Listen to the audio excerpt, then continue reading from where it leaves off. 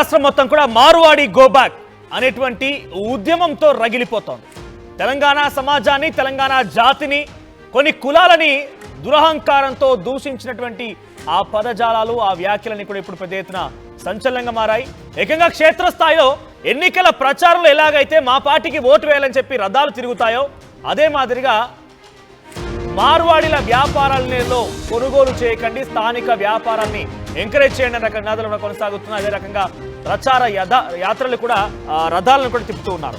So ప్రస్తుతానికి తెలంగాణ బంద్కి రేపు OUJAC పిలుపునిచ్చింది. పిడమర్తి రవి ఆధ్వర్యంలో కూడా తెలంగాణ బచావో మూవ్మెంట్ ని స్టార్ట్ చేశారు ఆయన. తెలంగాణ బచావో మూవ్మెంట్ అర్థం ఏంటి, మరి రేపు బంద్ పిలుపు ఏ రకంగా ముందుకు వెళ్తూ చూడాల్సిన అవసరం అయితే ఉంది.